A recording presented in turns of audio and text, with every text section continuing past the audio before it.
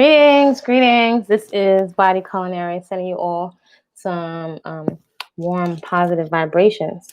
So it's real hot here in Central A. So I thought I would just come on, send some greetings, and just do a quick share. I haven't been on in a minute. Been busy in the garden and playing some capoeira.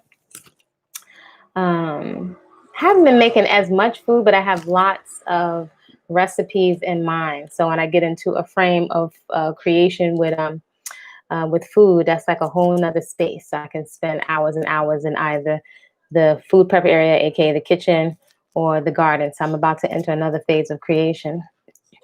But something I was just reasoning with it just went across my mind is there are a lot of things that folks are not telling the truth about. So before I forget, please, if you like the content, if you enjoy the content on the channel, feel free to subscribe and give the video a thumbs up. Share it with somebody who you think may find some value, right? Hit that little thumbs up bell so you know whenever I upload, right? So I make an effort to upload something every week and a half. There's so much content, but actually editing takes a lot of time. So I am working with lots of women and young women really, really early in the morning. I'm training. So from 5 a.m. on. So my day is usually pretty packed. Then it's garden time and weeding. We're doing everything by hand. So then I have capoeira. Then I have other work to do on a computer. So I don't know how people could ever be bored because there's always so much to do. So I do post when I can, when I think to, on Instagram, as well as sometimes I'll go live on Facebook. So I just realized recently that I'm now able to go live on this YouTube channel. So maybe perhaps I'll do some more live here, but I have loads of content. It's just a matter of editing, because editing takes a lot of time and I really have to manage my time. So that being said, what I was thinking about sharing today is just about a lot of things that people aren't saying around health and beauty. So I'm not talking about just, about just beauty products and the chemicals that are in them. But there are certain things actually that folks don't share, particularly women. And I think it's interesting in this age of social media where people can whip out their camera, take you into their kitchens, to their bathrooms to show you their secrets. There are a lot of things that people don't share as women, and I'm thinking about why they don't share it. And I'm thinking maybe it's because of embarrassment. Traditionally, we're told that certain things are to be greetings, are sacred information, women's information, things that should only be shared in the company of women. So I totally get that. Some things, is women's business, right? But at the same time, there's certain things that women would benefit from knowing. There are many women that may not have close mothers or aunties that have still today intimate conversations, or where they feel free or comfortable to ask certain questions about hygiene, sex, and intimate relations. If they're having problems in a relationship, if they're having things going on with their body. I'll give an example. For example, I had my son at home, and I think I did a pretty good job at keeping myself well informed, doing lots of research. I had great support from my son's dad, and having my son at home. I had OB/GYN care. I had a really good medical care, as well as having a wonderful and excellent, super excellent midwife. So I watched videos from around the world of women having their babies naturally around the world, breech births, the hospitals that were, there were women that had their babies breached, that had they been in a hospital setting, they most likely would have been cut. But because they were dealt with lots of time, patience, and care, and several midwives, they were able to have a natural birth. So we really, I think, did a really good job, having our son at home. However, there were still some things that nobody told me. So for example, I intended to breastfeed. I did breastfeed, but nobody told me how painful breastfeeding could be. So usually when we think of breastfeeding, it looks so nurturing. I can't wait to breastfeed. At least some women. I can't wait to breastfeed. We know the benefits of it, right? That the baby gets like a natural immunity, natural antibodies from the mother's breast milk, right? And that first milk, which is the pre-milk or the colostrum, that is in a woman's body. So I knew that, but I didn't know about how painful it was. I didn't know that when the woman gets the first milk, that your breast gets so swollen and hard, almost like you have peaches throughout your breast. And then when a baby finally latches on, it feels like there's a little snapping turtle on your nipple. So nobody told me that. I was actually quite irritated. I was extremely irritated. And I even said to my mom, how come you didn't share this information with me? And also I didn't hear other women talk about that. I've heard women talk about, especially women from back in the day, previous generations, aunties talk about liniment and different herbal concoctions that grandmothers have recommended to them actually to put on their breasts to dry up their milk. But the painful part, nobody mentioned that. The other things that people don't mention that I realized also working in the fitness and healthy foods industry for many, many years, I know quite a few people that have had different types of gastric bypass and stomach surgery. So I'm a curious person. I like to research. So I realized in looking at some research of people, I know people that have had the surgery personally, you know, that's people's personal choice. I'm not here. I'm not the food police, hair police. I'm not here to demonize anyone's choices.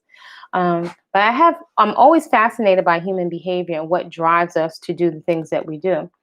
So when I research folks that have had the surgery, and on now because of YouTube, you can follow people leading up to their surgery. Most people are very excited to document it so that they can see the change they're going through, how challenging it's going to be, and then the transformation after.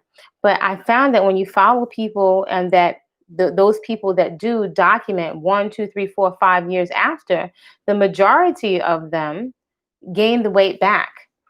And knowing people personally that have had these surgeries, people, I know someone close to me, people don't discuss the fact that, for example, they've altered their digestive system. So some people lose their hair because they don't absorb protein the same way. They've compromised the gut flora. Many folks get sick because they haven't changed the mental conditioning.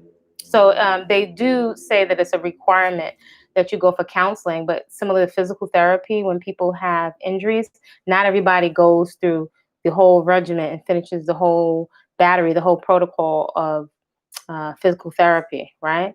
And so many people don't really take the time to reset their mindset, although they have had the physical surgery. People are so excited to get an immediate result. And so I've seen people close to me and people that I know, numerous people gain the weight right back and even more. And in addition, their digestive systems are compromised. And I would think also it can make folks, and women in particular, because it's mostly women that I know that have had the surgery, feel even more defeated, or maybe perhaps feel a sense of failure, or very complacent or resigned to, this is just the way it is because I already made this effort to do this major change. I don't know if people ever talk about how these surgeries are financed, who's picking up the tab, right? If we follow the money trail, that will tell us something, because somebody is always making a profit. But what I can say is the long-term results, how folks are able to sustain that immediate change, of the surgery. So there's a lot of stuff that people aren't talking about. And one of the things, I was reasoning with my sister that people don't talk about is, and I relate this to health. And I'm just sharing, this is just one woman's experience. If this doesn't resonate, I welcome respectful conversations. My opinion and my perspective and my experience is not the only one, right? So we can learn from each other. But I would have to say, when it comes to health, there's a lot of things that people don't talk about, women don't talk about long term. And I would have to say that relates to, I'm going to put it out there on the table, to maturing.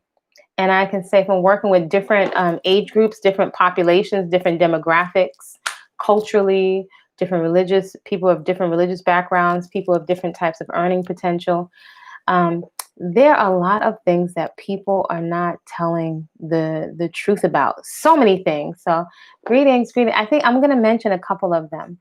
And one of the biggest ones I'd like to mention is health and fitness, because I think many of us, we still today, even with all that's going on, we're very resistant. It's like taking bitter herbs. We want the sweet, sweet, sweet stuff. We want the fruit juice. We want the carrot juice. We want everything to taste good. We want delicious vegan recipes.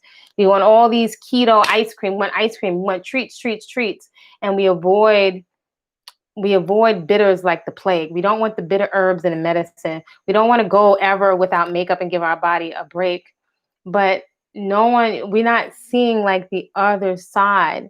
And one of the things, for example, that I see is that for folks that have worked really hard and have this several degrees, like several of my clients, at some point, many people spend a lot of all of that hard-earned money in constant doctor's visits, right? So I'm saying hopefully this is an encouragement. It may not be everyone. Maybe somebody can say this is not me, but I can tell you what I've seen decades in the fitness industry. Watching so many people suffer, in addition to watching a majority of my family members suffer, has made me extremely clear. Plus, I don't like pain. Plus, I've had really intense adult acne, but I'm not interested in suffering. Now, I could be eating all the live foods and do all this exercise and something could still happen, but I feel more comfortable in being proactive and taking 110% responsibility for my health, because suffering sucks. Pain sucks. Pain sucks. I was peaking, I would say and I don't talk about my age all the time. Not that I'm ashamed of my age, but which I'm not. But I'm also seeing like sometimes the mystery is good for folks not to know. But I will say that at 45, I could still dust my son in the park, with push-ups. Now he's a big man. He's nice and strong. But folks are not telling you, like, for example, people don't talk about menopause and perimenopause. And my sister was saying we should have this conversation. Now, she usually encounters things way before I do. And sometimes if you've never had an injury, you don't have certain issues in your body, you cannot relate. It's like someone going to the gym and you may be a more mature adult, maybe in their 40s, and they get a trainer. Many people select a trainer because of their arms or because of their butt or because they're a bodybuilder. But sometimes a younger trainer may not be able to relate to someone that's had injuries or that has more responsibilities. Or let's say, for example, the woman, her body is changing hormonally. Her work schedule is different. So they live different realities. And so, greetings. Sometimes they can't relate until they've had their first injury. So there's some trainers that may load you up in the Smith machine, or some men that may be so excited to take their girlfriends or their wives to the gym, and they're so proud they finally got them into the gym, that they take their wife immediately over to the Smith machine. So the Smith machine is kind of like a barbell, but it can slide up and down. You can kind of lock it on something so you don't have to lift the whole barbell yourself.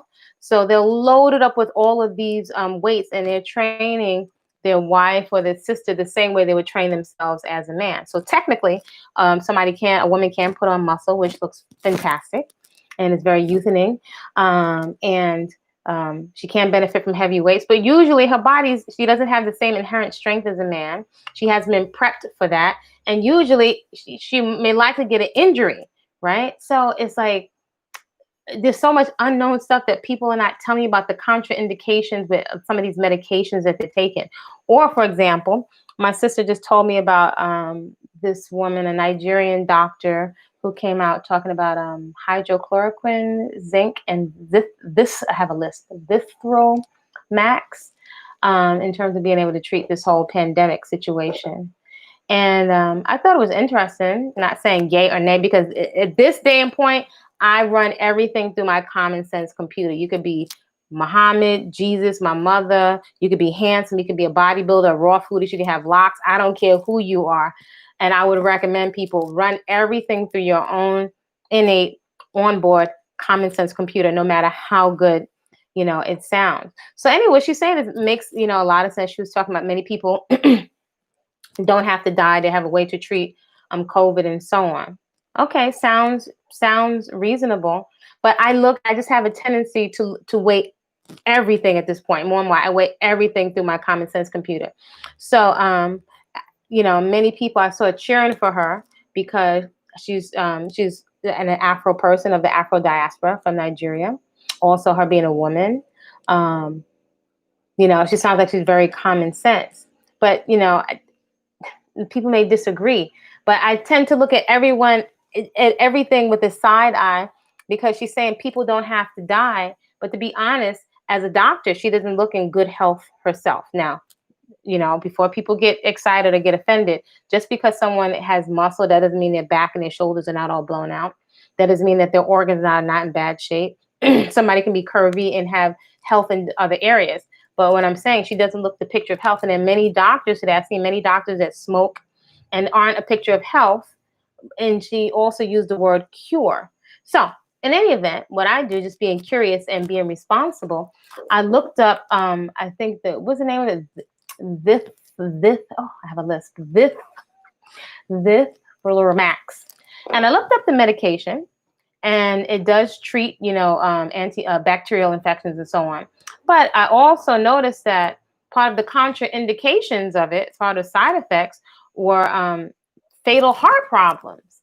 So with popular Western culture, you can get and then the word cure. I'm always very watchful when somebody uses the word cure, or when someone says I'm the healer. Those words are like red flags. And when I look at the contraindications, I get maybe an emergency, if I need a cast, if I need, I don't take medication at all, but perhaps if I needed something for a tooth, as I was getting surgery, that would be something I would make an exception for. I'm not going to try to let somebody cut into me without being knocked out. That would be, in extreme cases. But the solutions quite often in popular culture have several other problems that come with them. And so call me simple, but I've always felt like it's not rocket science to really make health a priority and to push that as an initiative. It's cost effective, fruits and vegetables. They just don't need the advertising.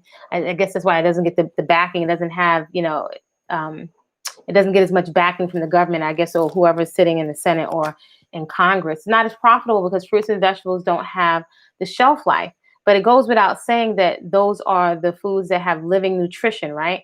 Where do they get the nutrients for vitamins, right? They're getting it from fresh fruits and vegetables. So it just makes more sense to me to eat food with living water that I can recognize as food before it's become secondhand, thirdhand, information.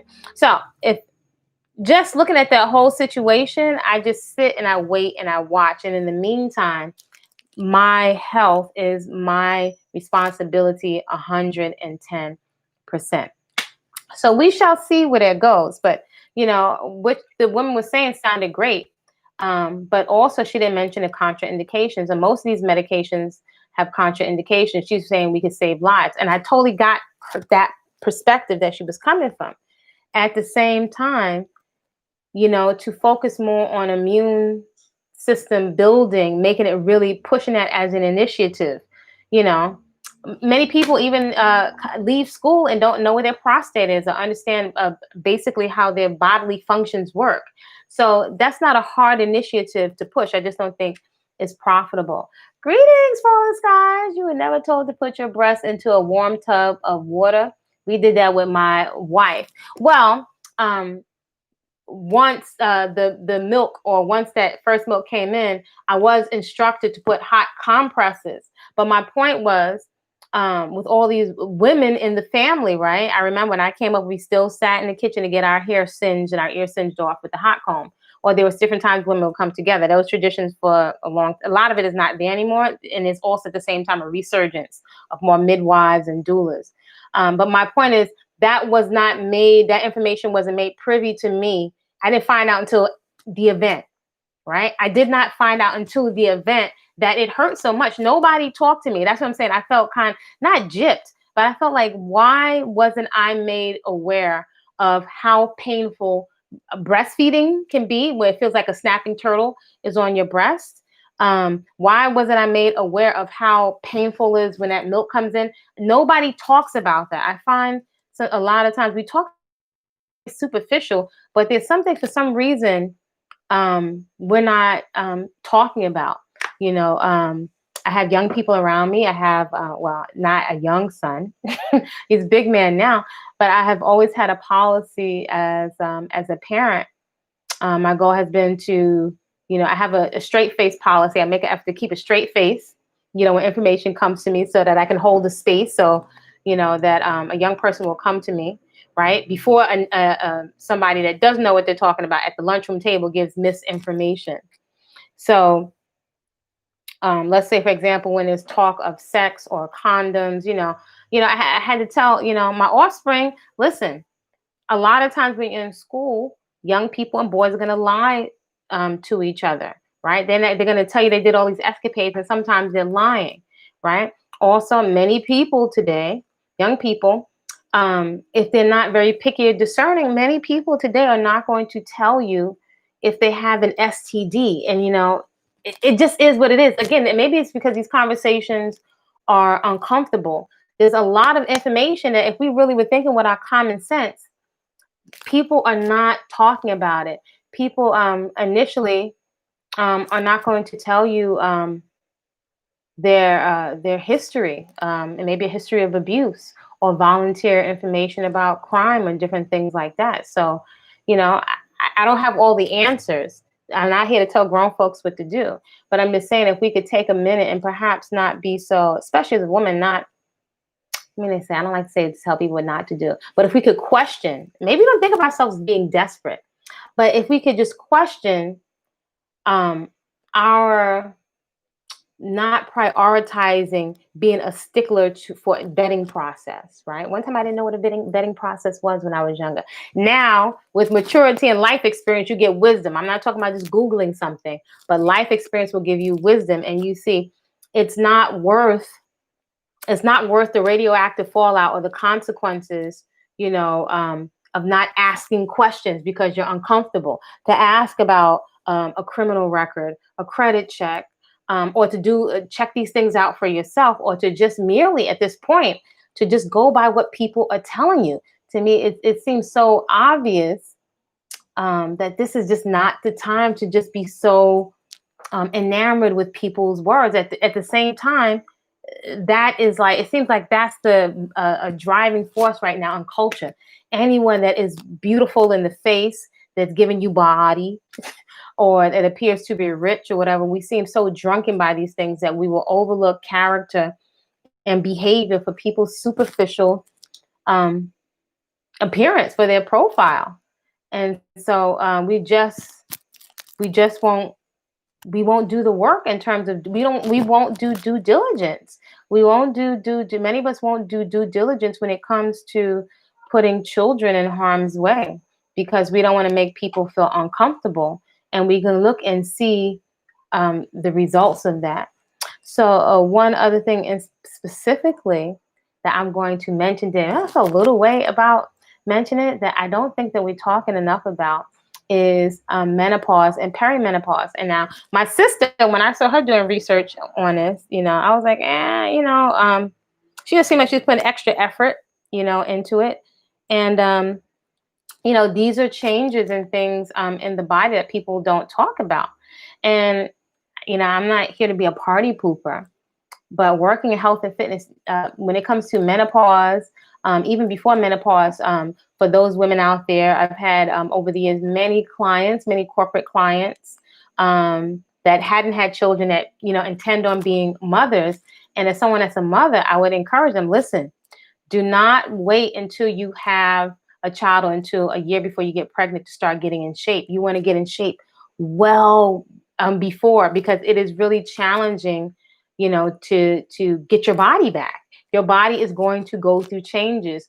It seems so nice, and you're thinking of all the baby clothes and the shower and all the fun stuff, but you're going to be gagging when your body shifts and turns into something that you had not anticipated.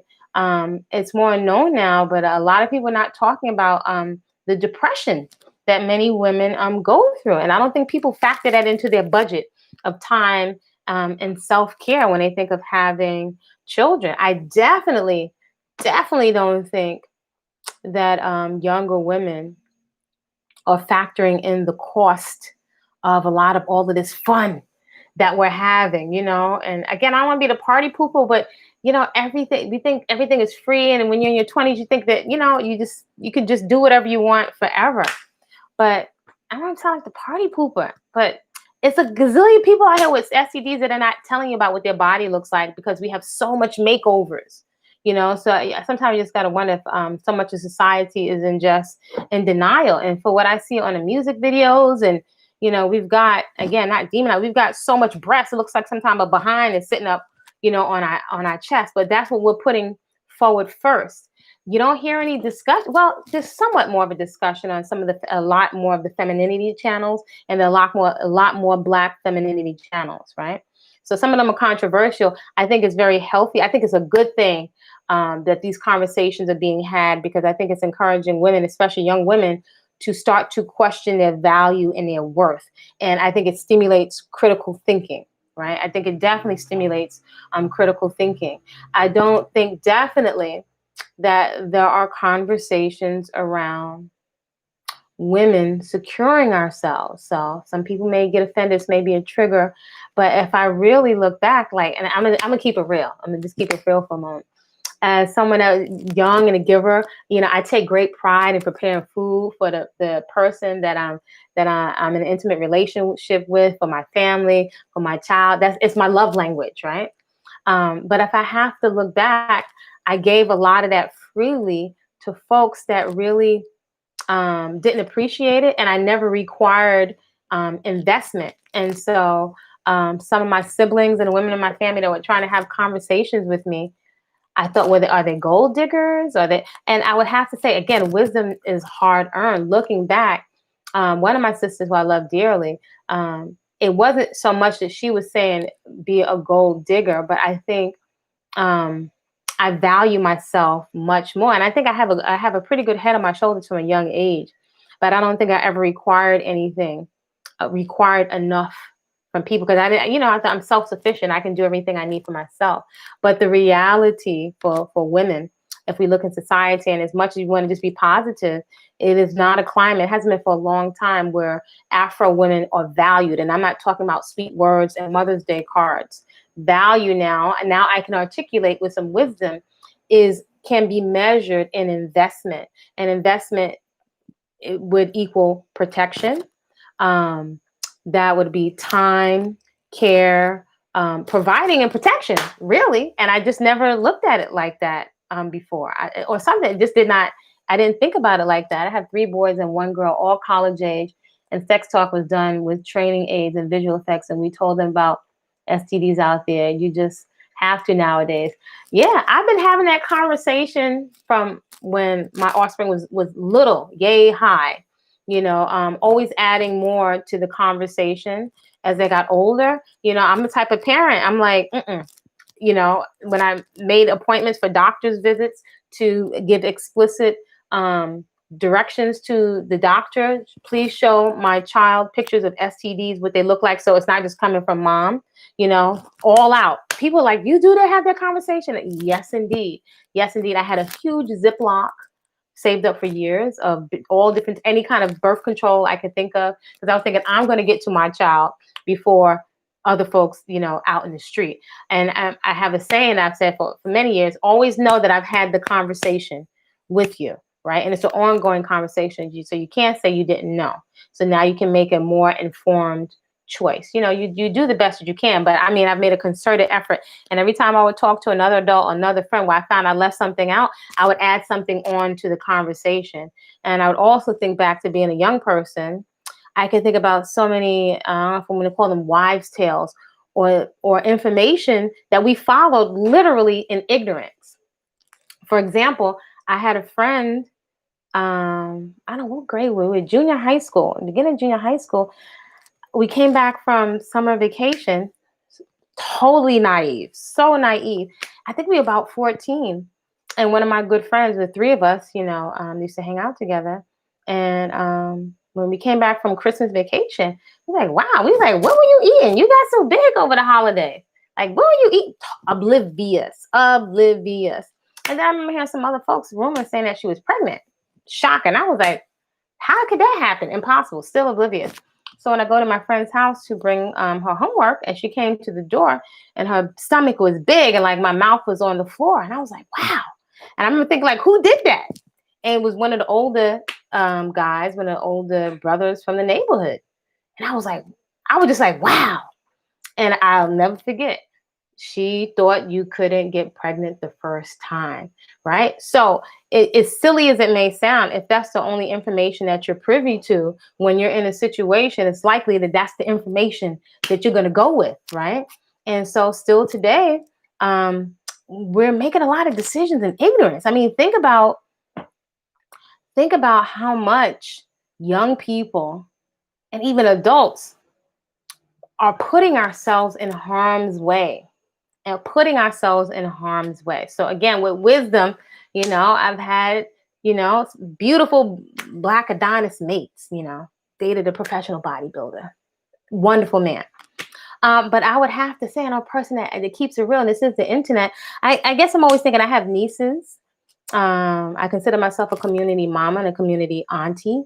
And I think if that was me, how could we cut the learning curve without giving too much information or things that are age appropriate? Sometimes having very real conversations might save somebody's life, because folks are operating out in ignorance. And sometimes you just didn't know something that might seem so obvious, because sometimes you just not have a frame of reference, right? You can be very book smart, but have no emotional intelligence and just don't have a frame of reference. You haven't seen it before. But if you've been on the planet long enough, hopefully you can see and recognize some rhythms and patterns. In my early 20s, never had that talk with my parents. There you go, in your early 20s. And also, I would say, as a community, and again, it's maybe perhaps just my experience, I feel like sometimes adults, we can be very, or more mature adults, we can be very, excuse me, y'all, because it's super hot here. It's got to be like still almost 90 degrees in the evening. I feel like we can be hypocritical and think that because a young person has hit 18 or 19, and because they can work and they have a job and they have money, they have other experiences, that all of a sudden we automatically expect them to be mature and have all this wisdom. I would say you can make some of the worst choices of your life in your early 20s, in your late teens and your early 20s, because you can have this arrogance now that you're making some money. You feel like, you're going to test the waters. What you're going to do, you're going to test the waters in your 20s, test out the things, the religions you were born with. You start to question things and you start to find your own way. But that's when you could get an STD, have some unplanned pregnancies, acquire lots of debt.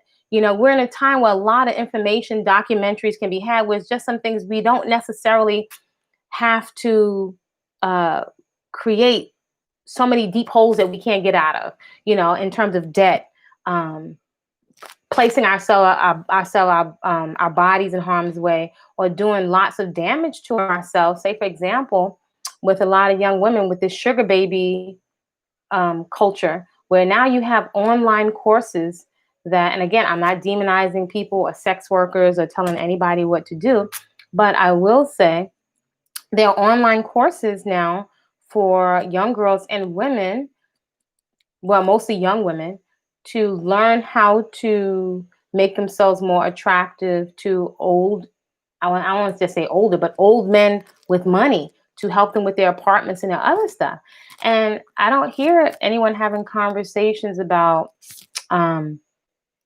maybe perhaps these women being beat up or mental abuse or other things that they're expected to do for this money.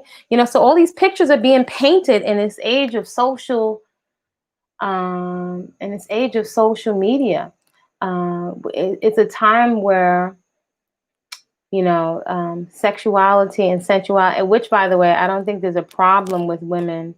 Again, I'm glad to see women be more critical thinkers and own their own sexuality and write their own narrative. But, where's the line or the boundary? And again, it's not for me to say. I can just offer my own experience. Where's the line and the boundary between, for example, I'm going to express myself. I'm a grown woman, and I do have a pole for fitness for myself, because I like to play and I like to dance. But to put so much sexuality and sensuality out there, what I have observed is quite often missing from the conversation is responsibility. So let me know, do y'all remember back in the day, right, when there was this big debate, right, where rappers were saying, well, whatever's going on with children, that's their parents' business. We don't have no responsibility to however young people are interpreting violence or sex. Now, of course, we know that was some bull crap. And then eventually you got some hip hop artists to admit that they do have a responsibility. And so now, with so much sexuality and sensuality, people are expressing themselves freely. Everybody wants to be nude online. Again, not demonizing it. Where's the responsibility as a mature women, right? Not just females, not just males, but women and men. To me, the distinction between a male and a man is responsibility. Between a female and a woman is responsibility, even if children didn't come through you.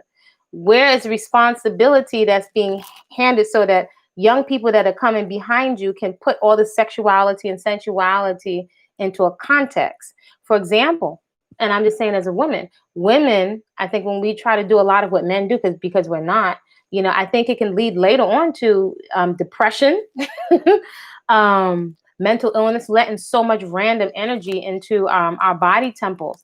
That is something that I don't think all these Instagram models and all these people are talking about. Not everybody's going to tell you if they had a butt lift, or that many people are not going to tell you if they get their breath done. I could tell you somebody in the fitness industry that for a hot second, I didn't think again of implants, but if you stay in that industry long enough, there was one point where it was a lot more muscular.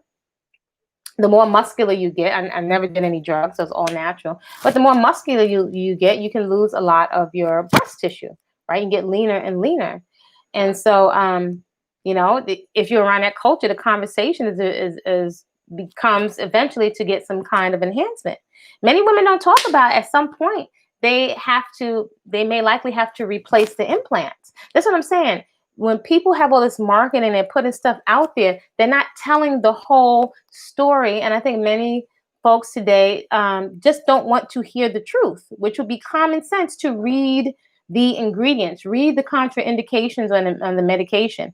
If something is going to make you lose all that weight, or unhealthy weight or adipose tissue very quickly. But if you know that you were eating mindlessly because you were under stress and you distressed your organs, you're carrying all this other stuff, and it took you 15, 20 years to get that way, to think that you just got to get out of jail free card is not common sense, or to think because, what did this one president say?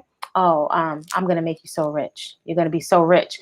People overlook character, as a country or as a collective, because folks want money or position. This is such a time where we're overlooking character. Well, let's be honest, we'll overlook character when it's our favorite. If it's our favorite personality, our favorite celebrity, also because we're from the same ethnic group, we will overlook character. There are many things that not just men, but many things that women, we may not call out because it's our brother, our uncle, our best friend. Do we call out behavior that's abusive to children or to young boys when it's, our homies, or a woman that we feel close to or we look up to in our community, or a bestie? But let's say if she's very cruel, to children or to a young boy, due to her trauma, is that something that women call out? Is it something that men folk call out? I can definitely say, on the whole, I don't notice that behavior is called out. If we look at the RKs and the MJs, women and men haven't called out these celebrities. I mean, if we think about it, there's no man that belongs in the bed with children that aren't his, even if he's, no matter how much good music he makes. So there are just so many things we don't have the uncomfortable conversations. And I would say it costs us a lot. Eventually, we are going to pay the bill. If we don't take care of our health, we're going to pay the bill. Folks, if you don't take care of your health, you are going to, and I'm someone that has invested a lot in my health. You're going to be stiff. You're going to be in excruciating pain just from not doing anything. Even if you think you're nice and slim and your body has somehow been able to maintain a certain kind of weight, that doesn't mean you're going to be able to be functional and pain-free. be wise. I love to tell my children the truth because I don't want them being manipulated by others. So true. So true. Because we haven't had the uncomfortable conversation, you are open to being manipulated. We won't talk about the reality of cults. We won't talk about the reality of things that we know that our ministers and people, even leaders, are doing. And I think now we're in a position now, as we become more educated and even as we evolve as a species, as a country, as a diaspora, a cultural ethnic group. Now we can see, for example, with Mr. C, Bill, that I think a lot of time has passed and we all can grow, and I can distinguish that man has had some brilliant, I mean, absolutely brilliant work. Brilliant. Little Bill series, best ever. Love Little Bill. Still love Little Bill today. I wasn't there. I don't know what happened, but if he did, I can distinguish human beings have the capability for brilliance and also deviant behavior. So should we be in denial of somebody because they're American, because they are a celebrity, that they don't have to clean up or do, that they're exempt? That they're exempt from consequences because, they're our favorites, and so not falling more in alignment and having allegiance to people and personalities rather than principles. If we stand back and we look objectively, it has not served us. And so, I have to question, as much as we want to march and stuff after the march, are we really being accountable and honest to ourselves, as a people? Do we just want to be right? Is a lot of the marching, is it for us ultimately just symbolic? And after the rush of emotion, do we have the follow through?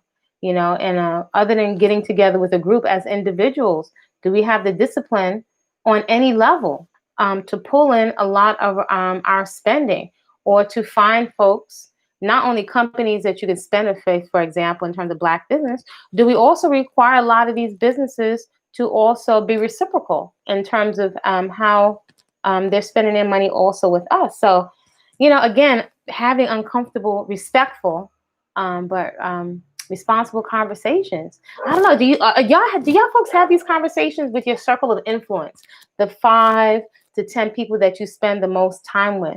Do you have people in your circles where you have accountability partners? Can you say you have accountability partners when it comes to your health? Health to me is everything. If you don't have health, you don't got nothing. A lot of all the work you're doing to me is going to go out the window. When you're in pain, everything stops.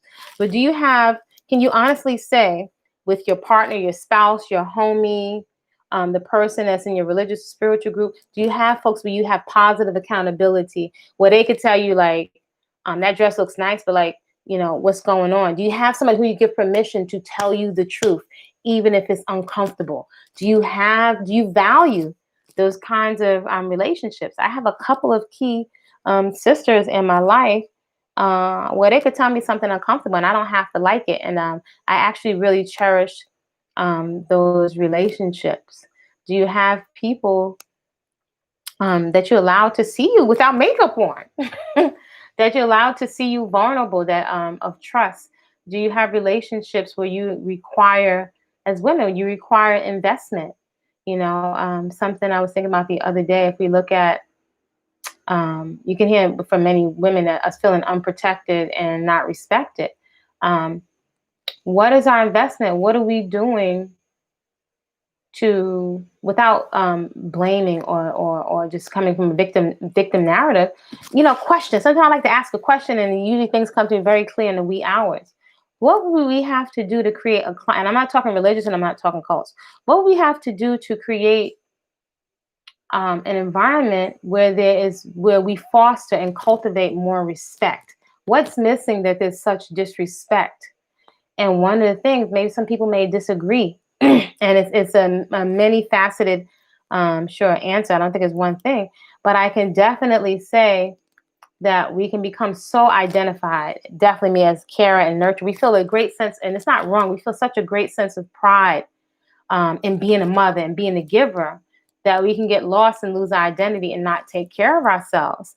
And as much as it doesn't sound popular, part of what I see is we're not able to bypass it, that we are being treated a certain way because we're not prioritizing self-care. And I'm not just talking about just vanity, but it's not just about vanity. I would say that I find the number one beauty product is really health. It's really health, and a lot of our health is depleted and squandered. In the age between 20 and 30 is an age where women in general, especially Black women, we are judged on our quote unquote, whether we like it or not. People can agree or disagree. But as a collective, on our sexual market value, right, we become expendable. That's when women are usually chosen if somebody's going to make a decision for somebody they want to marry or get with in general or have children with. Usually it's between 20 and 30. So I don't think all of these Instagram models and all these women are talking about that. You know, there was a time where I didn't see Afro women so spastic about the fear of quote unquote aging. You know, my sister just showed me a picture yesterday of this woman who, I don't know, this woman like she could be in her 80s, and this woman is absolutely stunning. Like this woman looks quote unquote sexy in her 80s. You know, part of it is because, and I'm being honest, is because she's at a nice, healthy, slim weight. She's not muscular or anything. She's very limber. She's very relaxed. She's very stylish.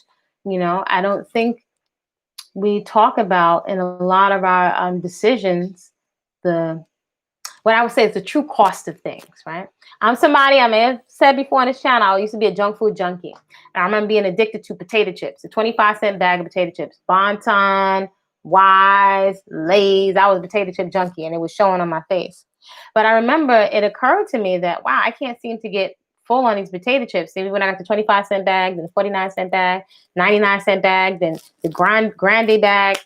And it just occurred to me that I'm just eating crunch and a mouthful of Lawry seasoning salt and MSG. So it's not food. So it's no wonder I can't get full. And the more I eat it, the more the fried chips and stuff was jacking up my skin. And eventually it occurred to me I could have ate a baked potato with some seasoning salt on it and been more satisfied and had more real food. So just the critical thinking and critical reasoning appears to be at such a deficit right now. However, the good thing I think is that in taking care of yourself, it has so much wide-reaching implications, right? So go on me here. If you make an agreement, right? Many people, like, you know, I work in fitness and nutrition for many years. And most people are coming at, if they're overweight or have additional adipose or unhealthy adipose or fatty tissue, people are trying to desperately to lose weight. I mean, this is for hundreds. I mean, we can't say how many years. It's no shortage of diet books or diets, right? But people are usually trying to change something at a superficial level, not really wanting to go deep into the root cause of why. So there's certain patterns that you can see. Most people never really want to be accountable. You can see most people never, they're so resistant, will even get angry about keeping a food journal, right? Or when you start to do the process of elimination and people weigh themselves and to see, like, I treat the body like a business. So if we go process of elimination, if you're exercising consistently and drinking water and you're still putting on weight, eventually if you're doing all these other things, nobody usually is putting on that much muscle. Most people are not really working that hard, right? And so many people are in denial that they're just taking too much food in for their car. So when you have to really analyze, there's a true cost for not wanting to look at how much energy you're actually expending. You may think you're burning 500 calories, like they said in the commercial, and you're actually only burning 100 based on your effort put in. Many people may not realize they're eating enough food for 4 people or 3 people, even if it's from the health food store, right? Even if it's organic Oreos. So the true cost of things, you know, how much money I was spending on potato chips, you know, the true cost of eating of that as a habit hard to break, how much I was spending on the potato chips, the fact that I can never get full. You know, a lot of times we don't like to look at the true cost, but the true cost of things will save you so much time if we're just willing to look at, even if it seems unpleasant, at the reality, you know, of the situation. Is this making sense to y'all? A lot of times we're not talking about the true cost of things. And I find sometimes people will even avoid these conversations. I remember once dating a really beautiful, this really beautiful Afro man, beautiful chocolate man.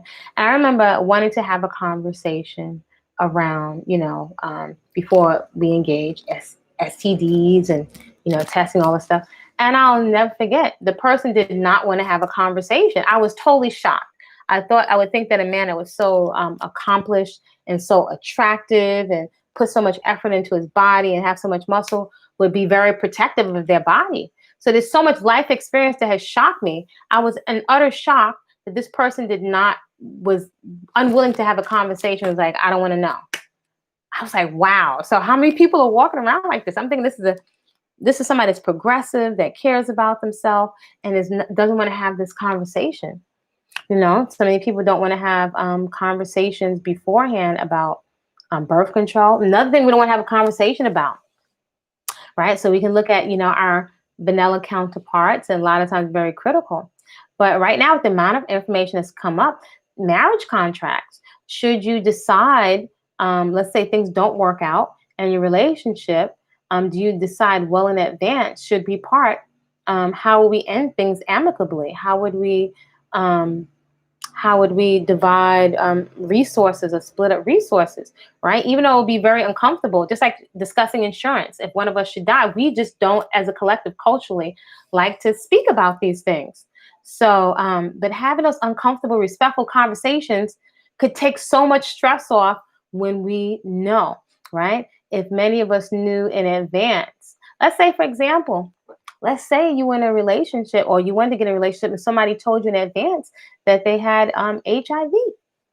I don't know. You might decide that, okay, if you really cared about this person responsible, you might find a way to work around it. I don't know if you knew in advance that somebody isn't taking your choice away from you. See, many things are taboo and people don't want to have these conversations, right? You just don't want to have the uncomfortable conversation. I think they can save us so much time and energy. And back to one of the original things that I was thinking about, I was reasoning with my sister about that people are not talking about is as we mature, the things that your body is going to go through. So I'm going to say, as a woman, even for those men folk out there, you have women in your lives. And this is things I have said to a lot of my clients, my male clients over the years.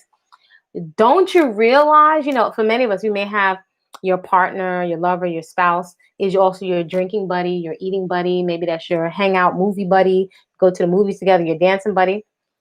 But don't you men realize it's in your incentive? I would tell my male clients all the time, listen, let me help you out here. I'm gonna help you and give me a great Christmas gift. Don't you realize it is in your best interest to make sure that your woman, that you give her beautiful drinks that are healthy, make her lunch in a beautiful, exquisite lunch bag. She's going to be on the phone telling all her homegirls about it. Baby, you know what he did for me? All the rest of her friends are going to be jealous. If you let her teach you yoga, that's to your benefit. That's to your benefit. If you encourage her, right, instead of thinking, I don't want to tell her and she's getting fat. If you encourage, I'm just saying in terms of our love language, when we really know that you care. If just you serving woman a beautiful, healthy drink, you know what I'm saying?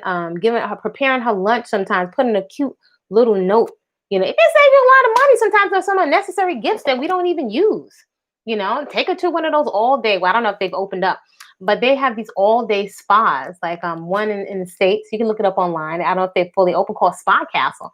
It's like the creme de la creme, the Korean spa. You can go in there all day and check in like a hotel.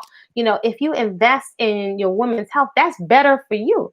Even with many of my clients over the years, not all of them were vegan and vegetarian, but pretty much across the board, all of them got juicers, Vitamixes. I still today get pictures and from their children and community gardens. I'm like, look at here. If, somebody might ask, well, why are you putting all that time in? All of those folks are not Afro. But I'm like, check it. If these people from these different cultures, if their men are eating more peacefully, and if their temperament changes, that might help them from not pressing the button to blow this doggone planet up, right? If they are trickling all of that down, right? Because it's not children that buy groceries. If the parents are healthier, then so I'm just doing my part. I can't do everything for everybody, but that's making everything, the world better for everybody. It may sound super overly simple, but just eating more fruits and vegetables, it can really affect your temperament. believe it or not, because it can have the potential, your consumption patterns can have the tendency to make you pay more attention to the quality of the vegetables, then pay more attention to who the farmers are, if the farmers are being paid properly, when things are available, right? I've had clients that said, I don't want my child eating cheap stuff. I only want my child eating organic. And they were not vegan or vegetarian, but for them, even in vanity, even in wanting their children to get higher math scores, they're feeding their children, better quality food for their brain function. You know what I'm saying? So it's really perspective. Do you think with all the new relationship styles in regards to marriages, do you think monogram? I think you think monogamy is still going to be the norm, or do you think polyculture is going to be the norm? It's so funny. I just read some stuff on polygyny, polyamory, all of that stuff today. I don't know what's going to be the norm, but I will say this, which is why, again, I have a tendency to move more towards principles than people and personalities, because the more things change, some things stay the same. So, and I could be wrong, but from my observation, humans, we have a need to have a sense of belonging to something or to a group. So I think the new generations are testing the waters. I definitely feel that, how can I put it simply and keep it real? I think, for me, I'll be quite honest, I'm more concerned with deviancy. And when I say deviancy, the mistreatment of children and manipulation of children and young adults and women, than I am with somebody's preference. Because I've known many people, we may all have people in our family, they may have same-sex relationships. When I was growing up, it wasn't like a big deal. It wasn't something people really talked about. And with the numbers in our community of women and girls that have been basically molested and mishandled, resulting in trauma that gets carried on into adult years, I think the concern, like, I've seen flyers and things of straight pride and all, it's like anti this and anti that. I think if the focus is more on character, responsibility, sex is for grown folks with responsibility, mental, emotional, keeping your body parts safe, really drawing some clear boundaries with children are not adults, neither are young adults, and they don't have the maturity to handle these adult concepts that are being projected onto them by adults with appetites. So I'm more concerned with character and deviant behavior than I am with the labels people are calling themselves, right? And I don't think that because someone may be interested in the same sex that makes them automatically a deviant behavior. Because I can say from personal experience and also from looking at most of the women around me were violated by men that were not quote unquote same sex. If that makes sense. But I don't know, in terms of it being the norm, I don't know. I would say there's a lot of experimentation. I think people are highly dissatisfied. I also have to reason what we resist persists. So there's a big difference between the older generations and the newer generations. As I said to someone close to me, the new generation is not feeling people putting them into boxes, right? As I've heard the terms pansexual, I was like, I didn't know what that was. I've heard recently cancel culture. I don't consider myself an old person, but I didn't know what this. I never heard of cancel culture. I never heard of pansexual, and I'm like, it keeps me more and more and more terms, so I have to really stand back with a discerning eye. Again, if people have character, I'm not so concerned what people are labeling themselves as I am with character and behavior. And I could even at one point, I could say I could understand a younger generation looking for alternatives to secure themselves in relationships. And I definitely think Black women are starting to be more critical thinkers, but I would just be very cautious. For example, I don't observe that most Afro men, especially in Americas, anywhere, have the maturity to deal with multi-mate relationships because they haven't demonstrated. And again, this comes with maturity. If you can't demonstrate maturity in terms of handling responsibilities, I'm not just talking about having sex, that's part of it, with one partner, then you haven't demonstrated the ability to be able to responsibly manage relationships other than romantic concepts and fantasies, handle the manage responsibility of dealing with multiple mates and investments and houses and children and decisions that go with that, right? We're not just talking about the orgasm, the ego tripping. I just don't see overwhelmingly a lot of maturity, right? Because love and romance is a very small part. It's like babies. They're babies for a teeny, teeny, tiny time, right? And they're walking earlier. They're advancing a lot earlier. So, they're not possessions like toy dogs. These little human beings, you become a steward of a human being for about almost like 21 to 25 years. So these conversations are not being had, but definitely it's out there. Like it's out there now. People are having all kinds of relationships, but it still kind of feels like people are still playing roles. I'm very aware of, let's say, for example, women mistreating women in same-sex relationships. So I heard many years ago, I had quite a few lawyer clients, and one of my lawyer clients was like, "Great, let everybody get married, so they can pay for divorce too." So now you're starting to hear of more same-sex relationships getting divorces. So at the end of the day, it's humans. There's a trend online of many people talking about detransitioning, right? Some people may think, and again, I'm just saying from observation, it's not my personal experience. I'm not here to disrespect anybody's choices. But there's some people that think if they change themselves, it's like some people may think if they get a whole lot of muscle and they change their body, it's going to be the end to their problems. And I can tell you, it doesn't change everything. It's huge in your toolbox in terms of being healthy. But I can think of a time where I was so ripped that I would constantly get approached by people looking at my body. And after a while, I got really tired, and it was not a good feeling to be approached like I was a piece of meat. So,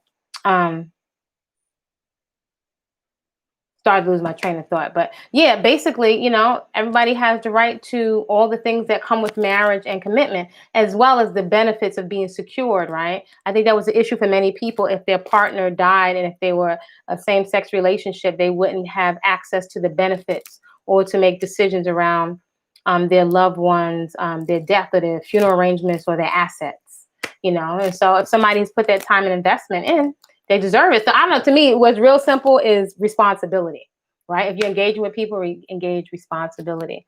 So in terms of the norm, I don't know. I think people may return, even if there's some level of commitment, because I look at it like this. If you don't put an investment, then who can you expect with all of your gallivanting of just around appeasing your appetite to take care of you when you're old? If you haven't invested in each other, who can you really trust if you haven't made an investment in people? So I said, I don't know that it really matters so much what people call themselves. I know my eye is peeled more so for behavior, character. If somebody takes care of their health, if somebody prioritizes safety, their safety, my safety, and their track record with that, their level of commitment, not just the word. Those are things I know as an adult that I'm looking for. So I don't know. Sometimes you can be such a, as a people with colorful, we like to talk.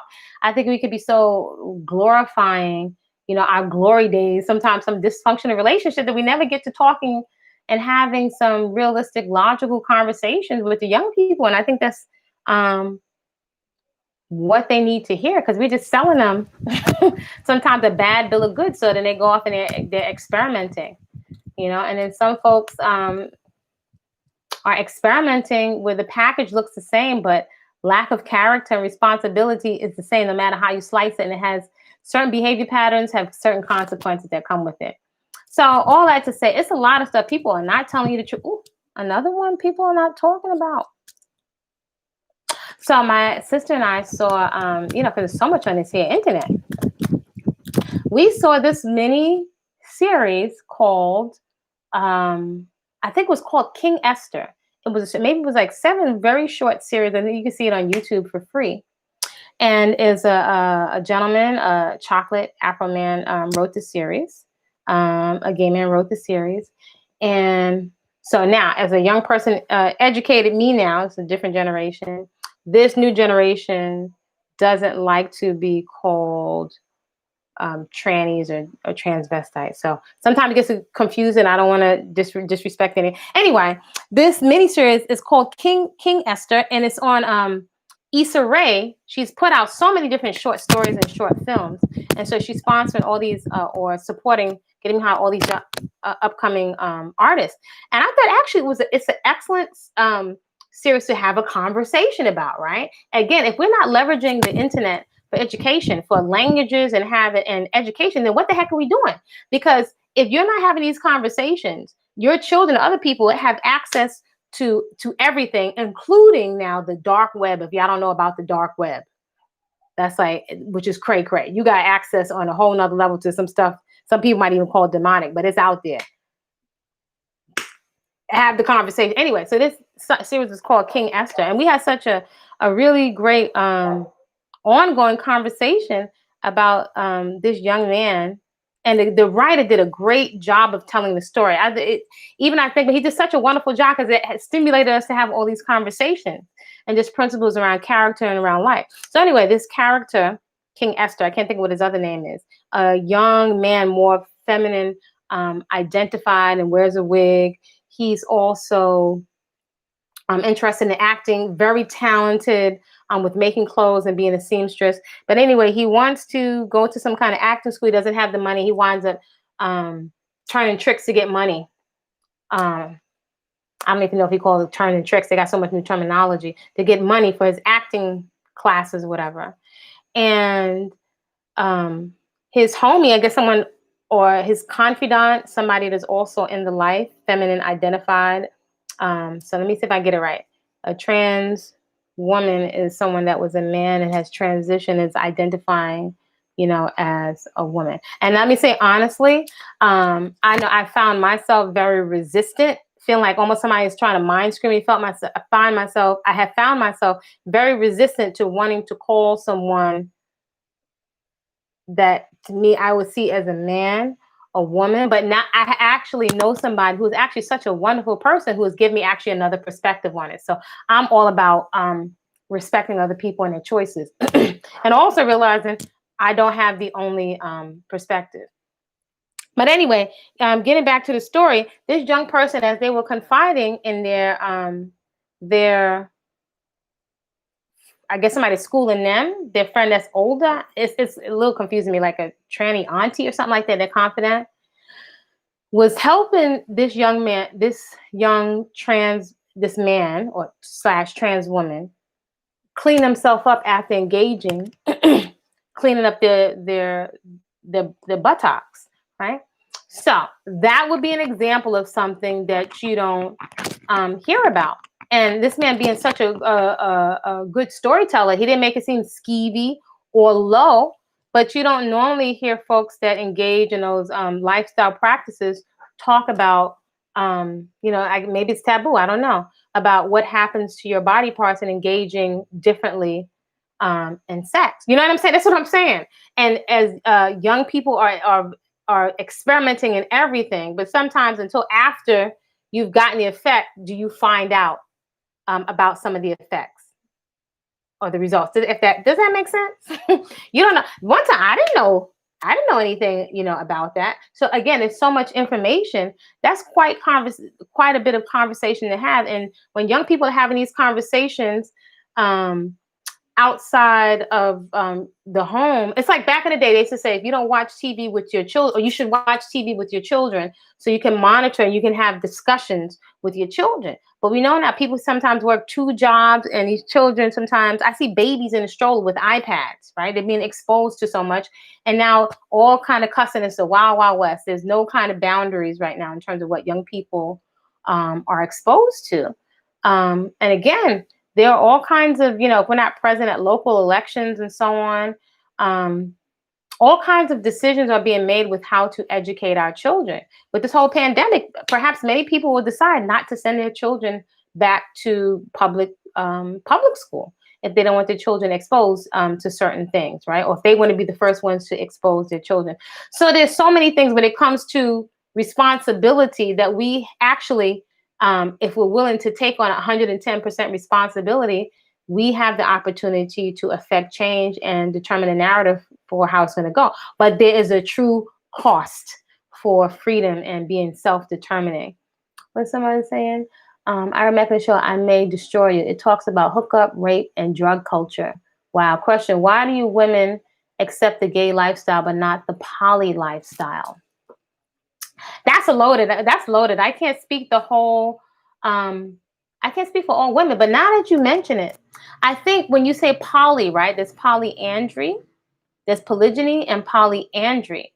I think, particularly speaking of Black women, if we look at, and from what I've seen in polygamous, mostly seeing polygamy, I have usually not seen it work to the benefit of women. Not saying that there aren't some exceptions, but today I see a lot of young, immature. I see a lot of pimping going on. Let me just put it straight. I see a lot of new age cultural pimping going on, and it's so open. I mean, it's at a fever pitch. There's so much really like old school pimping with some kente on it and some new age culture. So it's just straight pimping. I see a lot of pimping going on, and it's usually, I don't think, to the benefit of women. So I think that's why. And I think it's usually presented as polygamy. So it's presented in all of these packages. But again, I don't know if women are doing their due diligence. Some are starting to say what they would like. I think it's usually presented like that's an option, like somebody's presenting it to women. And I think many women, it hasn't occurred to them to present that to men, or it's not called that when women maybe perhaps don't want to be committed to one person. I just think many women haven't, traditionally, we have not been educated to explore our options. So I think we're putting labels and putting it in boxes, but overall, I think there are a lot of men that are just too immature for poly. Right. And I think there are many, or let me not say the label, more so than label, to be able to afford the responsibility that comes with multiple mates. Right. Usually many men, I think, feel free to sleep around. I think many women for now and years have been trying that on. But I think, again, it boils down to responsibility. Are you really taking into account your mental health, your emotional health? I just don't see that women fare well emotionally. Without wisdom that comes with our sexuality, right? In terms of just trying to copy men or trying to get back revenge at men instead of really taking ownership and just responsibility for keeping ourselves safe, so for securing ourselves for those times when society does not value you after 30 and 35. You know what I'm saying? I think we just require more education around who we are and our life choices and securing ourselves, making smart decisions. I do think there are many men that start to become, I don't know, maybe somewhat resentful as some women start to see that we have other options. Or, for example, if we look at Miss Erykah Badu, who does not see herself as a hoe, she's an example. I think she's a rarity of a woman that feels very free, self-expressed, has secured herself financially, and has had several children by several different men who she chose to on purpose. So because she secured herself and she's able to live out her life and express herself and have the experiences that she wants to have, I don't think the stigma of a hoe or broke down product, is not put on her, because she's free to do what she wants, and she's pursuing all her different interests at the same time. So I think when you say it's so loaded, there's so many different facets when it comes to gay, because I think even the term gay can mean different things for different people, believe it or not. I mean, again, everybody's writing their own definitions and reframing the narrative, and I think we're very quick to be groupthink and to go with the group narrative. It's like with the presidential cabinets or people running for office. You may like 2 or 3 things on their platform that they present, like really feel strongly and resonate, but there are 4 other things or maybe 6 other things that you don't like. But because these 3 other things that you do like, you go with, then you vote Democrat, right? Or you go with this political party. Whereas maybe none of them are really serving you in the long run. So if you don't like any of the options, people are starting to create their own stuff. So how do you get through how do you get some clarity out of all it? So what I found is grounding for me is if I look at behaviors more so than I look at the labels, and I look at the track record, right? And if I don't ignore right? Again, this comes with wisdom. I don't ignore what people are telling me their behavior is, and not ignoring red flags. When we're young, we ignore red flags. We're moving out of naivete, women, and I think men have a tendency to choose based on what folks look like. And I'm sorry. I mean, I get that's natural. We make excuses for it, but it's also immature. And then later on, complain about baby mamas, baby daddies, or whatever. So I think there's a lot of growing up for us to do as a species, and definitely as a diaspora, as a collective, in terms of our behavior. So I think there are also other reasons. There are myriad of reasons. The lifestyle, but not the poly. I think people are looking for what they perceive is advantageous. But I think women and men could stand to mature and look more deeply, not just superficially, um, at our bottom line, right? I think a lot of times we're just thinking about fun and not thinking, again, as a group. We're not thinking of securing ourselves into the next generation, our health. Um, um, we're not thinking of, we're just not thinking of our bottom line in terms of business and securing ourselves. I think a lot of times we're not maturing in terms of a lot of our decisions. I'm not saying that means you need to get with somebody that you don't like, or you're getting with somebody just because they're old. See, they're two different extremes. And you got the zaddies that think you should get with somebody, swirl. I'm not here to tell somebody to swirl or not swirl. To get with somebody because they have money, right? I think there are many women that can think, well, this group doesn't want us, but maybe the Asians will want us, maybe the white folks will want us. And at this point, again, as you've been on the planet long enough, maybe there's some views that will change. So I know what my preferences are, but I would have to say I can't knock somebody for getting with whoever the best person is for the job. Again, there's room for all of us to grow. I think women are expanding in that, but I also don't have the fantasy to think that somebody's going to treat me better because they fetishize me, right? I'm very clear. Again, life wisdom. Somebody could sleep with you and not like you, not value you, not respect you. Just because I think when you're younger and you're naive, you can think, again, these are not discussions. If you don't have mature people around you, who's having these discussions? Just because somebody takes you out for a meal and shows you some superficial, affection, that doesn't mean that they cherish you, that they respect you. They're going to prioritize your protection and your care. Right. So I think it speaks to a lot of maturing, that needs to happen. And that also comes with wisdom and experience. Hopefully we all don't have to get our butts kicked with some gut-wrenching experiences to learn these lessons. Right. But I'm gonna check the Ashley. I recommend this show, I May Destroy You. It talks about rape, drug culture. It's interesting, Ashley. When I was young, I looked at quite a bit of documentaries on junkies. I saw quite a bit of documentaries on junkies. So, because I've seen many people in the community, like I remember the crack epidemic. I think we're seeing we're seeing a lot of the fruit of those babies, of those crack babies. Where did they go? We're seeing the fruit of a lot of them now. And I think we're also seeing the fruit of many children that have been neglected, of many of our being irresponsible or just not taking really seriously being the steward. We say having a baby, but I would say being a steward over another person's life, over us not making really good choices about who we choose to parent with. We're seeing the fruit of a lot of our decisions made in haste and immaturity. We're really seeing the repercussions of a lot of our choices. We have a lot of growing up to do. I don't think it's about us beating up on ourselves, but definitely accountability. But then I used to watch these documentaries on junkies. I was just so fascinated, like, what drives people to take certain risks with their lives. So call me a scaredy cat. I wouldn't say scaredy cat. I'm very clear on certain things. I'm a big eater. I like to eat, but certain things you can't pay me to eat right now. You could even tell me I was going to get a B12 deficiency. I don't have any, and I was raised on meat and flesh, but I'm not here to tell other people to do. The idea of drugs, any kind of drugs, alcohol, why would I want to risk taking meth to ruin my teeth and my face? That seems absolutely insane. Watching so many people suffer. I've known so many family members that are amputees from breasts, legs, whatever, from diabetes. You couldn't pay me to drink a soda. I don't even want the health food store brand of a soda. You couldn't pay me to drink a soda. So I'm crystal clear. But still today, we play a lot of games when it comes to our health. We are going to have to pay the bill. and it takes a long time to build muscle. It takes a long time to clean your body up. You're not going to do it in a series of colonics.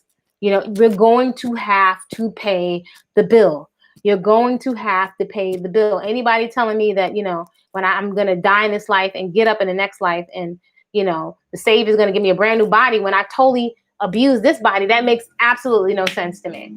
And anybody that kind of perspective is like a Jedi mind trick. I question anybody that's trying to give me a get rich quick or get out of jail free card, because nothing in life is free. If you want health, you're going to have to invest something. If you don't invest something in taking care of your body, I think of that often, working clients, you're going to pay. You're going to pay. You're going to pay if you don't prioritize it. Right now, people, I'm telling you, for half an hour, even an hour, it's not too much. Find ways to work it into your schedule. I encourage you. I'm not here to tell grown folks what to do. I encourage you, for stress, it's a million and one reasons that it should be, it's an ideal priority. Again, I don't want to tell grown folks what to do. But if you are not investing in your health, you're going to pay. Your skin is going to age quickly. Your organs, everybody's so concerned about the muscle. Nobody's thinking about their kidney, the liver, their spleen. Your liver is suffering from constant, people think hardening of the liver, cirrhosis, is only from alcohol. It's also from eating all of these processed starches. The body, like, we're abusing the body, eating the body to the point of deformity. I know that sounds harsh, but we're actually being quite harsh to the body. We don't ever give it a break. And again, I can appreciate a fresh face of makeup, but we're having to put it on to mask ill health, because our health is jacked. Your skin, your hair, and your nails are telling you something about what's going on the inside. And so our inability and total resistance to sit with ourselves is saying something. It's saying something. So I'm not here to tell folks what to do. I'm not the food police. I'm not the hair police. I think it's a wonderful thing, and it's very peaceful to be able to sit with yourself and to be able to intentionally be safely uncomfortable with yourself, particularly when it comes to fitness. It has, I'm telling y'all, create a home gym. Best investment, even a mat, some physio balls, prioritize it. If we don't invest in it, we're going to pay. We're going to pay. We're going to pay. We're paying right now. If we look at our numbers in terms of this whole pandemic, a lot of it as a result of many of us playing around with our health and not taking it seriously. I can't, even as a trainer, as a chef, I can't be more invested in somebody's health than the client. Even if you bought 20, 50 packs of personal training, it's not going to be like, I can't do the workouts for you, though. Some people would probably pay me to do their workouts for them if they could, right? I can't come over and make all my family's juices for them, nor do I want to. I want somebody to make a fresh glass of juice for me, every once in a while. But I'm just encouraging you, right? It's not rocket science. If you didn't put no labels on a vegan, keto, fruits and vegetables, it's simple. And if you don't put all these substances masquerading as food in your body, you don't have to work like a bat out of hell to get it off. That's one of the simple things. There's some simple principles I live by. If you don't put the trash in, you don't have to work like hell to get it off. And I would also say, find yourself some kind of support, right? If you may be the only person in your family that is really clear when it comes to health, then you may want to look. That could be on online or something. What do you have the source in you? Every time you look at it, and you hear it, that you're constantly encouraged to step it up a level when it comes to your health. Support works. Keeping yourself in what I would say in the conversation, right? If you stay in the conversation, right? For example, if I'm training some clients and they're doing great, transforming their body, but when that phone rings, when done with the session, they step out of the gym, all the stress hits them, or their food buddy may be inviting them out, So if you don't have stress and have things set yourself up to win, it becomes hard, almost virtually impossible, but it can be done. But if you don't invest in your health, we're going to pay the tab. We're going to pay the tab. I don't like pain and suffering. You're going to pay, as I would tell myself, you're going to pay somebody to dig in your teeth with a drill. You're going to pay them, because if you don't take care of your teeth, you're going to pay. Even all of the junk. I eat extremely healthy now, but there were times where I didn't. I got to pay for that. You smoke a whole lot of cigarettes. You may be eating healthy now, but you got to pay. You have to pay. The body is very forgiving, but we have to pay for what we do to the body temple. So some stuff is just not worth it. Can you imagine what life would be like? Can you imagine the implications if nobody could pay? If nobody could pay a chocolate person to inhale any kind of tobacco, right? We was beaten for that tobacco. If nobody could pay you to really overspend on clothing, if nobody could pay you to drink any kind of alcohol, all of that sugar cane we was chopping down, or white sugar. Imagine, let's say, if we came from a spiritual perspective, if those things were so-called staphyli, or they were like, they were the plague because of what we've gone through, what they symbolize for us. If nobody could pay you to abuse those substances, what would be the implications of that? Just saying. There are many things that people are not having a conversation about, and I'm not waiting. It's like waiting for public school system to change, and you got a small child. By the time they change that public school system, by the time new people come into the neighborhood, your child's already grown. And you don't spend all that time, so you can't wait for everybody. Well, I'm not tell you what to do, but I would invite folks to wait for everything to change before you get, a focus, before you get a real focus. Waiting sometimes for even the people in your household to change. Because somebody's got to go ahead, somebody's go ahead, and maybe somebody else could get away with that, but maybe that you cannot. And there's nothing like, you want to be comfortable in your body. You want your body to be able to serve you. Like if you go to financial plan, a financial plan is going to ask you what you want your body to be. What do you want your money to be able to do for you the next 10, 15 years? What do you want and need your body to be able to do for you the next 10, 15 years? Right? What are you doing without a body temple that's free of pain? Don't you want to be able to play when you're older and relax in your body temple? Don't you want to be able to play? I like to play, right? I like to get on the bicycle if I want to play capoeira. I want to be able to literally jump double dutch when I'm 100, 110. That's not going to happen unless you're putting in an investment, right? Just like when you see somebody has one of those really pristine old Corvettes, one of those old Cadillacs, they put the best gas, they're constantly cleaning, the car. You're treating it, like it's really, really precious. Without that kind of investment, it's not likely that it's going to be pain-free. And pain and lack of mobility, it sucks. Home attendants, stuff like that, oxygen tanks are very expensive. They're extremely expensive. So I'll take my chances with the juicer. I'm just saying. And I make an effort to take a lot of stuff off the table. So I just don't have to be concerned about those things. So simplicity, I take the hair off the table. Not saying I may never wear makeup, but I don't feel the need, for it. So I feel very relaxed in my skin. I like to be able to play. I'd rather do the exercise. I'd rather spend more money on the blueberries if they're more pricey, because it's more of an investment. I feel like I'm getting more bang, for my buck.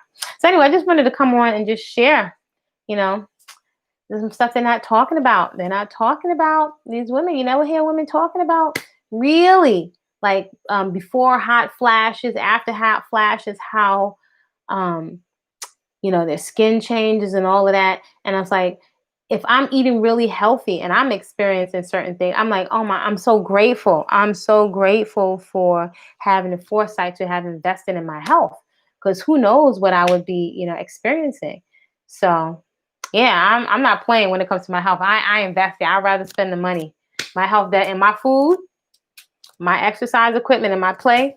That's top number one priority. So hopefully it is for you too. So feel free to chime in respectful conversation. I don't have the only perspective. This is just one woman's perspective. So feel free to share. Feel free again to subscribe to the channel. I have some more content coming up, and feel free to check out Body-Culinary on Instagram and on Facebook. Shout out to all the women that have been, now it's going on several months, that have been getting up at 5 a.m. to work out. So we'd be like working it out, like we'll be bleeding in sweat, and it's such good energy. I like to come together around a specific activity and just coming together sometimes just to talk if it doesn't land anywhere, right? So again, because I like to be inspired too. So I will see you in the next video. Yeah, and look, now I can use community posts, and now I can go live from this channel. So I think I'll be doing more of that. And maybe perhaps if folks are interested, bring you along on some of those journeys. And then I'm learning still after all this time, learning some things about this little fine crown here is very thin. And I tell you, I'm really feeling like interested. I'm not feeling like separating my hair. So it's like, ooh, I don't know what it could look like. There's not a lot of locks on here. There's only about 42 locks on my head, right? They're very thin, but I'm actually, for those folks that are interested in fine hair, thinking about not separating them. So I have no idea what that could possibly look like. And keep in mind, I could totally cut these suckers off, although I am enjoying it. So we shall see. Should I cut it or not cut it, or should I let them join? Because it join every time I wash it, my hair joins together very easily, which is so interesting. Being that it is so fine and thin, it can take in one wash. It's all joined together, but I'm just not feeling like separating it at all. So this is about all that I'm doing. Maybe put some water, my little cucumber juice that I make myself. Maybe every now and then treat myself to rose water, but that's not necessary. But that's all that's going on over here. I'd rather take that time and put it to the workouts that we're doing at 5 a.m. All right, so this is Body-Culinary signing off, and I will see you all in the next video. Create a great rest of the evening. See you soon.